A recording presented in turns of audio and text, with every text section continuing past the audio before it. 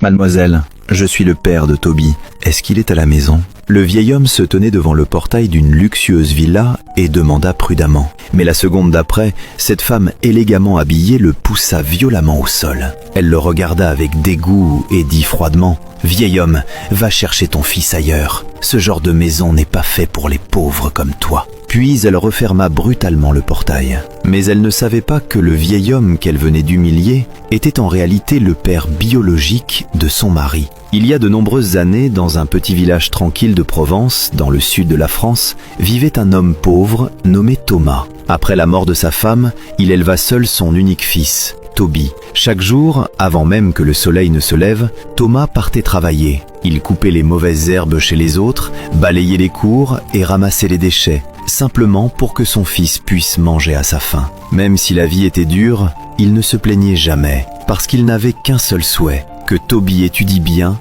et qu'un jour, il ne vive pas dans la pauvreté comme lui. Toby, lui aussi, ne décevait pas son père. Il travaillait toujours très sérieusement et devint l'un des meilleurs élèves de son école. Plus tard, le directeur dit à Thomas que Toby devait poursuivre ses études dans la capitale, car c'était sa seule chance de changer son destin. Mais Thomas n'avait pas assez d'argent. Pour l'avenir de son fils, il emprunta de l'argent aux habitants du village et demanda plusieurs mois de salaire en avance. À la fin, il vendit même sa vieille charrette et sa dernière paire de chaussures. Le jour où Toby partit, Thomas le regarda avec les yeux rouges et lui dit « Mon fils, même si ton père doit souffrir toute sa vie ici, je veux seulement que toi, tu puisses vivre une vie meilleure. » Mais personne n'aurait imaginé que cette séparation durerait 30 longues années. Pendant 30 ans, Toby ne revint jamais. Il ne donna aucune nouvelle à son père. Thomas vieillissait lentement dans la pauvreté, mais il gardait toujours l'espoir de revoir son fils une dernière fois avant de mourir. Jusqu'au jour où, alors qu'il rentrait difficilement chez lui avec un seau d'eau,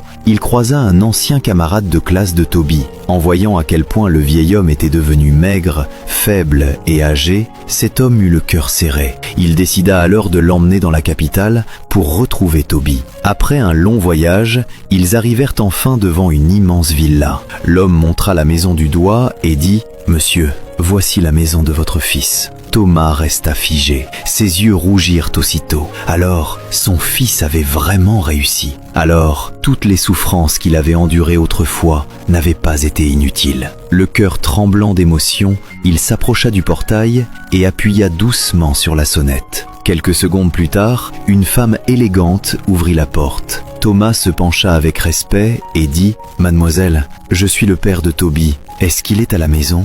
Mais la femme le regarda de haut en bas, les yeux remplis de mépris. Elle ne voulut même pas écouter son explication. Elle le poussa directement au sol et cria avec colère « Dégage! Cet endroit n'est pas fait pour les pauvres comme toi !» Le vieux Thomas tomba dans la poussière. Sa paume fut écorchée par les petits cailloux et il n'avait même plus la force de se relever. Quant au portail, il venait déjà de se refermer lourdement devant lui. Elle ne savait pas que l'homme qu'elle venait de pousser n'était pas un vieux mendiant. C'était le père biologique de son mari, l'homme qui avait porté toute sa vie sur ses épaules pour que son fils puisse posséder tout ce qu'il avait aujourd'hui.